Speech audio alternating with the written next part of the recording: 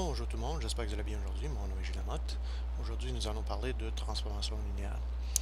Ici, nous avons des statistiques descriptives dans la question 4 pour des garçons et des filles. Je vais juste me concentrer sur un des groupes. Ici, disons les garçons. Et les idées vont être les mêmes pour les filles. Donc, qu'est-ce qu'on veut faire? C'est qu'on a des notes, un test noté sur 10. Le professeur veut changer les notes en pourcentage.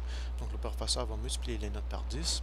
Puis ensuite, pour ajouter ou augmenter les notes, il est généreux, donc va donner 1,5% à tous les étudiants. Donc, les nouvelles notes sont une transformation linéaire des notes originales. Donc ici, la transformation linéaire est la suivante. Quand j'ai x qui est une variable numérique, OK.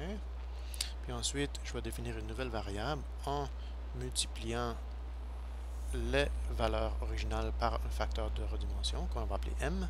Puis ensuite, on va ajouter une valeur à chacune de ces valeurs-là. Ce terme ici, on va appeler ça un terme de translation. OK, donc ici, on fait mon facteur de redimension, c'est 10. Donc on multiplie chacune des valeurs par 10. Puis ensuite, on va ajouter 1,5. Donc le terme de translation, c'est 1,5. Okay? Donc la première opération, c'est le facteur de redimension, c'est la multiplication par 10. Puis on va essayer de comprendre quel sera l'effet sur toutes nos statistiques. Okay? Donc pensons premièrement en termes de quelques statistiques de position. Donc ici j'ai une autre image où j'ai écrit les statistiques, le sommaire à 5 nombres. J'ai les minimums, Q1, médiane, Q3, maximum. Donc ça, ce sont des valeurs qui viennent de notes échantillons. Donc par exemple, le 2, qui est le minimum, représente la note d'un étudiant. Le maximum, qui est 6 aussi, puis la note d'un étudiant. Puis Q1, médiane et Q3 est basé soit sur une valeur dans l'échantillon ou en fait une moyenne de 2 valeurs dans l'échantillon. Okay? Donc, c'est des notes des étudiants. Puis ensuite, on va commencer avec le facteur de redimension. Donc, supposons que je définis une nouvelle variable qui sera y, qui est 10 fois x. Donc, je vais multiplier chacune des valeurs par x. Donc, la note de 2, elle va devenir 20. La note de 3,9, elle va devenir 39. 4,3 va donner 43. Q3 va donner 49 et le maximum va donner 60. Là, pensons en termes de l'étendue. Qu'est-ce qui se passe en termes de l'étendue? Ben, la distance interquartile originale,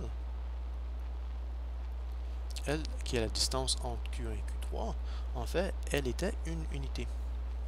Donc, il y a une unité entre 3,9 et 4,9. Et aussi l'étendue, qui était la différence entre le minimum et le maximum, l'étendue était de 4 unités. Puis quand on va multiplier toutes les valeurs par 10, qu'est-ce qui va arriver à l'étendue? Bon, l'étendue, maintenant, c'est d'aller de 20 jusqu'à 60. Donc en fait, l'étendue, c'est 40 unités.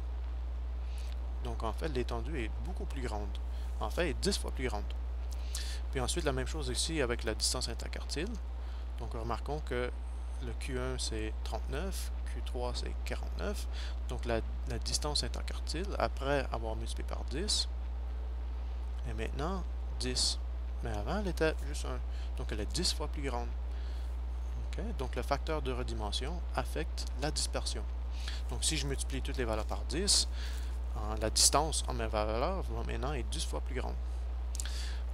Mais aussi la valeur elle-même a été affectée, donc c'est-à-dire la position est affectée. Donc par exemple aussi, si je veux calculer la moyenne, il faudrait que je multiplie la moyenne originale par 10. Okay? Donc ça, c'est l'effet du facteur de redimension. Là, si je pense en termes du facteur de translation. Donc maintenant, à 10x, je vais ajouter 1,5. Donc ma variable va devenir 10x plus 1,5. Donc là, qu'est-ce qu'on va faire? C'est simplement ajouter 1,5. Mais qu'est-ce qui va arriver en ajoutant 1,5? C'est simplement une translation. Toutes les valeurs vont juste se déplacer vers la droite de 1,5 unités. Okay? Et donc les distances entre les valeurs vont être encore les mêmes. Donc j'aurai 21,5, j'aurai 40,5, 44,5, 50,5 et 61,5. Donc maintenant, mon étendue est encore 40. Et ma distance interquartile est encore 10. Donc la translation n'a aucun effet sur la dispersion. Il y a seulement le facteur de redimension qui a un effet sur la dispersion. Okay?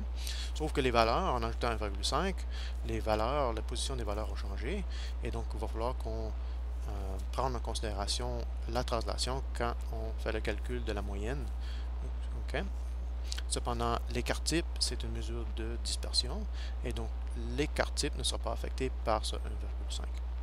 Donc, parce que la distance entre les valeurs sont encore les mêmes. Okay? Donc, si je reviens à mon solutionnaire,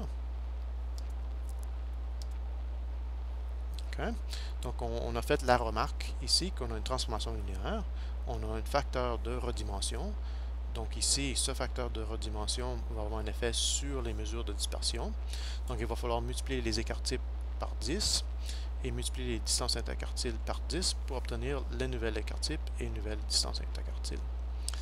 Là ensuite, par rapport aux autres statistiques qu'on veut qu'on modifie, il y a la moyenne, il y a l'écartile et la médiane. Ça, c'est des mesures de position. Donc ici, il va falloir que on applique la redimension, mais aussi prendre en considération la translation, parce que la position des valeurs ont changé. Donc, quand je veux calculer la nouvelle moyenne, il va falloir que je multiplie l'ancienne moyenne par 10, puis ensuite, j'ajoute à cette valeur-là 1,5. Même chose avec l'écartile, et même chose avec la médiane. Okay? Donc, pour des statistiques de position, donc statistiques de position, c'est quoi des statistiques de position? Ouais, il y a toutes les statistiques dans le sommaire à SACNOM. Le min, Q1, médiane, Q3, max, et aussi la moyenne. Donc là, il faut prendre en considération la redimension et la translation. Mais pour les statistiques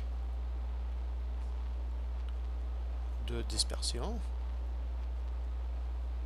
il faut seulement prendre en considération le facteur de redimension.